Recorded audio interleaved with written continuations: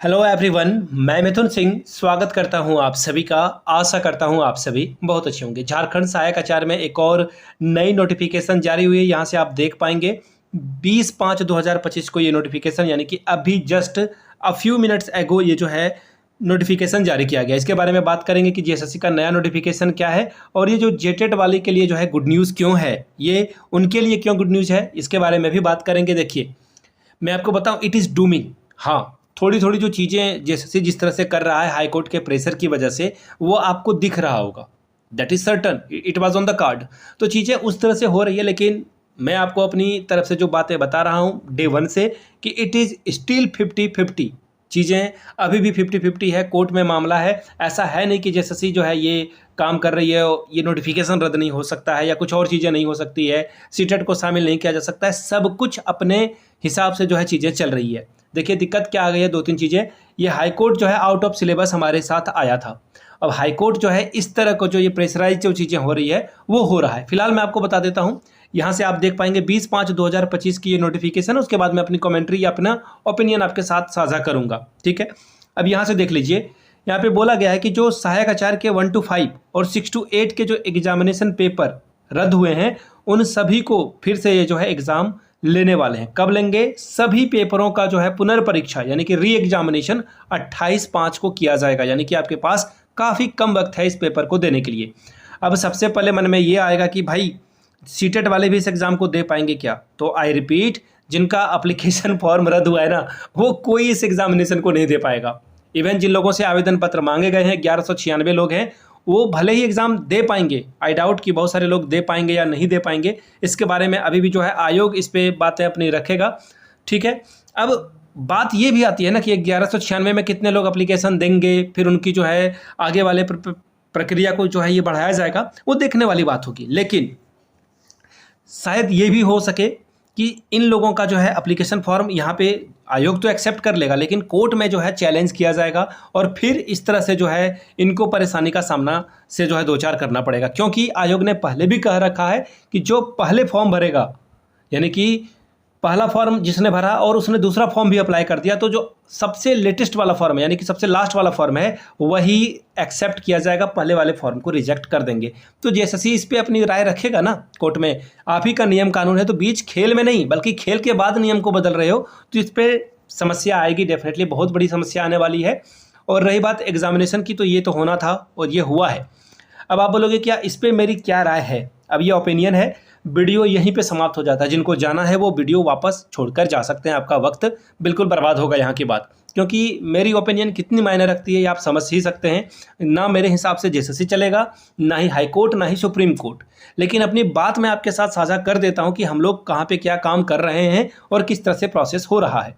फिलहाल मैं आपको बता दूँ, हम लोग ऑब्वियसली सुप्रीम कोर्ट में हैं और सुप्रीम कोर्ट में हम लोग जो है सिर्फ और सिर्फ जो है कुछ चीज़ों पे निर्भर हैं, और वो सारी चीज़ें हमारे हिसाब से चली तो फिर आपको पॉजिटिव रिजल्ट, नेगेटिव रिजल्ट, दोनों में से कोई एक रिजल्ट आपको देखने को मिल जाएगा इसी महीने में। लगभग संभावना है, मैं बार बार कह रहा हूँ कि इसी महीने में संभावना है। ऐसा नहीं है कि ये जो एग्जामिनेशन है, रिजल्ट है या फिर सिलेक्शन है, ये सब इसी महीने में हो जाएगा, या फिर हमारा जो केस है वो कंप्लीट हो जाएगा मई में। कोर्ट कचहरी के मामले में कुछ भी कहने से बचना चाहिए। मई में लगभग संभावना है कि हमारे लिए पॉजिटिव या नेगेटिव न्यूज़ आ जाएगी।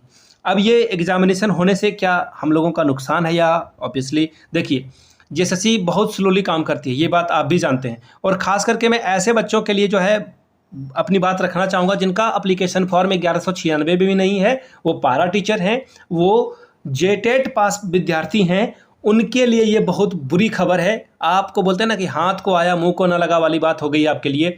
इतने कम कंपटीशन में 1.5 गुना कंपटीशन है आपका, उसके बावजूद भी अगर आप सिलेक्शन नहीं ले पाते हो तो फिर बहुत बड़ी दिक्कत है। वो बोलते हैं ना कि इतने करीब आकर इतने दूर चले जा रहे हो आप, तो फिर दिक्कत है। बाकी जितने भी टैट वाले नेतागण हैं उनसे आप दूर रहें, खुद से केस करें, क्योंकि ये हर हाल में चाहते हैं कि बहाली जो है प्रक्रिया कंप्लीट हो जाए। आपके बिना भी जो है अगर कंप्लीट होती है बहाली तो ये पूरा करवाएंगे, क्योंकि आपका जो है आप बीच मझधार में, एक्चुअली क्या होता है ना कि जब वेट बढ़ने लगेगा ना नाव पे, तो ये सबसे अधिक वेट वाले को नीचे पानी में फेंकना शुरू करेंगे। ऐसे जेटेट के जो लीडरशिप है या फिर उनकी क्वालिटी ऑफ थिंकिंग है ऐसी ही है।